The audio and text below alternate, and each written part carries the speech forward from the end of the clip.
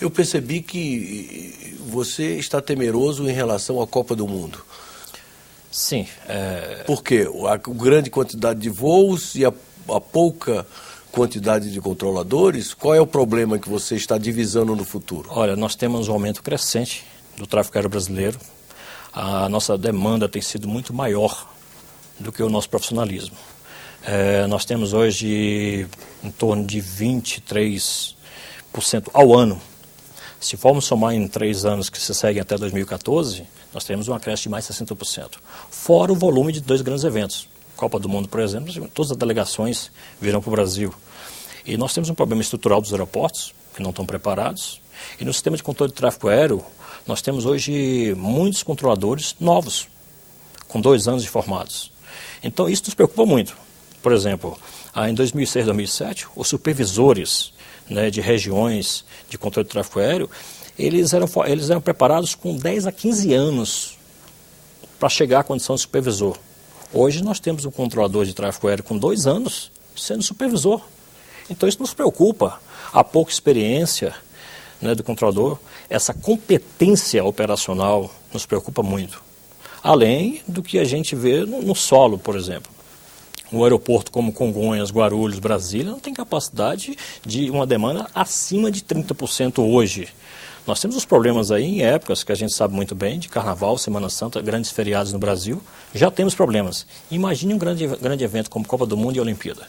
E vocês trabalham por turnos? Por turnos. São 3 turnos, né? Manhã, tarde e noite. E quantas horas de jornada diária? Sendo de 8 horas, nós temos normalmente, deveria ser assim, nós temos 2 horas de console, trabalhando na posição operacional, né? Mais de 30 a 60 minutos de descanso, para que se voltasse novamente a trabalhar naquele turno.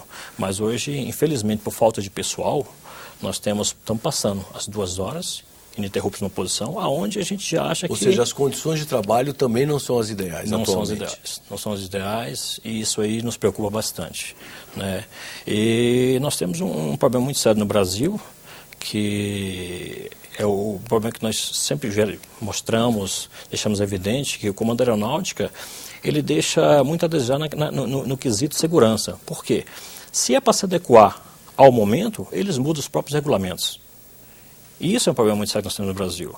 Porque o mesmo órgão que investiga, controla, administra, fiscaliza, investiga. Então isso para nós deve ser mudado.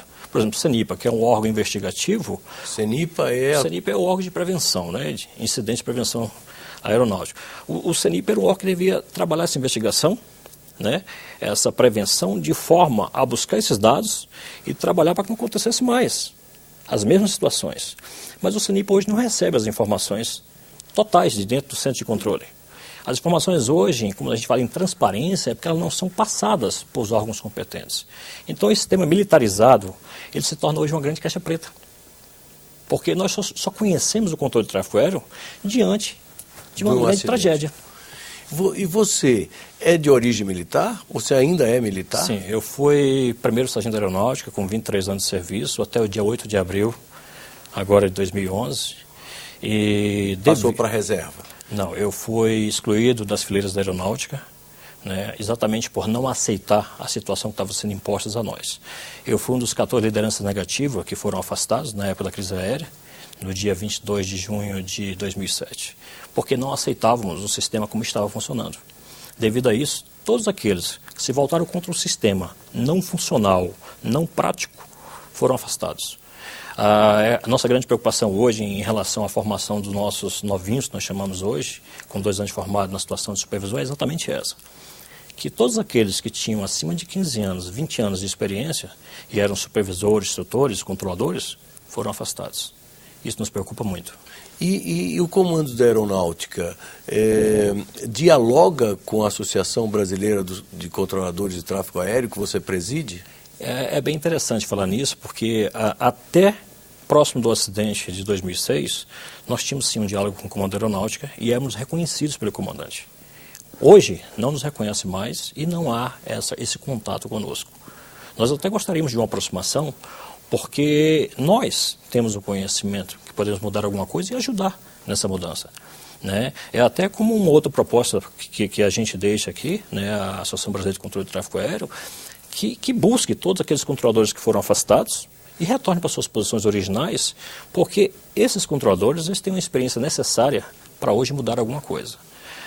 O que nós esperamos é que realmente a segurança seja provida no Brasil e seja eficiente. E quantos controladores fazem parte da associação? Aqui em Brasília nós temos uma média de 400 controladores de Brasília. No total no Brasil nós temos mais de 800 controladores. Agora, os militares também se filiam ou ficam receosos de se filiarem em função de serem militares? A nossa associação ela é composta basicamente de militares. Nós temos civis, até de outras categorias, como meteorologia, comunicações. Nós temos civis assemelhados e aparentados de controladores que também são associados à nossa associação. Mas hoje, basicamente, 90% dos associados são militares. Eu pergunto a você, como cidadão brasileiro que entende do assunto, hoje em dia as condições de segurança dos passageiros que tomam um avião no Brasil é de maior segurança ou de menor segurança? Olha, do que em 2006? Pelos estudos que nós temos hoje, com o acréscimo da demanda, eu acho que a situação, eu tenho certeza que a situação hoje ela é bem mais crítica. Sabe, a situação tem mais riscos. Nós temos relatos, inclusive, de fatos que a aeronáutica não deixa transparecer, mas nos chega às nossas mãos diariamente, através de relatos pessoais dos controladores, que a situação está muito mais crítica, infelizmente. Até mesmo pela falta de formação dos controladores, essa preparação, por exemplo. Nós tínhamos em 2006, 2007, nós tínhamos uma formação de 2 anos. No auge da crise, de 1.000 para 10 meses, sendo que ela é dividida entre militar e técnica operacional, ou seja, especializada. Isso nos preocupa muito, porque quando ele sai da escola e chega no seu local, onde ele vai trabalhar, ele tem que fazer um estágio prático real. E na época nós tínhamos um estágio prático real de 300 horas. Hoje, de 1.000 para 60 horas. Isso para a gente é muito crítico, porque o que a gente diz, você trabalhar com um simulador é como trabalhar com um avião de papel, porque tudo ele anota no papelzinho. Não deu certo, rasga o papel e volta ao seu exercício. Hoje isso não acontece, porque 60 horas numa posição real, um erro pode ser fatal, infelizmente. Obrigado pela entrevista. Nós agradecemos. Bem, chegamos ao final de mais um Cidadania. Dessa feita conversamos com Edileuzo Cavalcante, representante dos controladores do tráfego aéreo brasileiros, uma categoria muito importante para a segurança dos voos. Vamos continuar acompanhando esse assunto. Obviamente isso interessa a toda a sociedade brasileira. Se você quiser copiar esse ou outros programas da grade da TV Senado, basta acessar nosso site www.senado.gov.br/TV. Esse também é o caminho para sugerir temas para entrevistas ou fazer sua crítica aos conteúdos veiculados.